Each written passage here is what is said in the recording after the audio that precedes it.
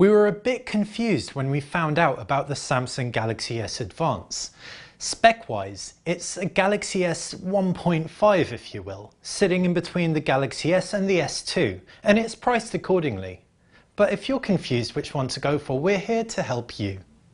Design-wise, both look very similar from the front. The S Advance has slightly less surface area thanks to the 4-inch screen. When you turn it around though, the back and sides are very different. The S Advance is a little bit wedge-shaped and is thicker at 9.7mm, whereas the S2 is 8.7mm and is flatter. We reckon the S Advance is a tad more stylish with a little bit more chrome and a little bit more edge. However, anyone who wants a simpler, slimmer handset can opt for the S2.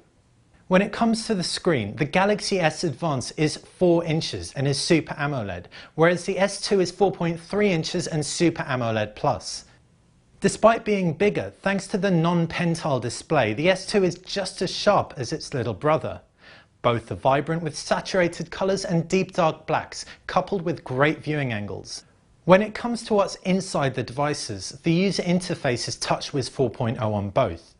The S Advance has Android Gingerbread, whereas the S2 has the latest greatest ice cream sandwich, despite being an older phone.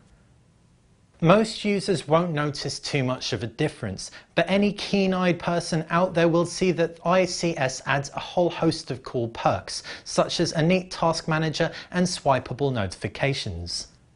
As far as the camera goes, the Samsung Galaxy S Advance is a 5-megapixel shooter, whereas the S2 is 8.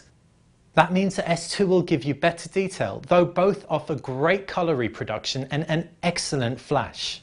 Video is a real differentiator. The S Advance offers 720p video recording, whereas the S2 offers 1080p. While the quality is comparable, because of the continuous autofocus, the S2 is much better as it can go in macro mode. When it comes to connections, both offer NFC variants, but as standard they come with 3G, Wi-Fi, Bluetooth as well. The S Advance has 8GB of storage on board, whereas the S2 has 16, that's double as much. Both are expandable up to an additional 32GB. They also both have dual-core processors. While the S Advance has a 1GHz dual-core processor, the S2 has a 1.2GHz dual-core processor. Now this is virtually identical and both will be plenty powerful for the standard UI functions and 3D gaming. Battery-wise, the S Advance is a little bit better. This is probably due to the slightly underclocked processor and the smaller screen. Both lasting around a day, the S Advance may be a little bit more. All in all, the Galaxy S2 is a better phone, naturally being about £30 to £40 more expensive.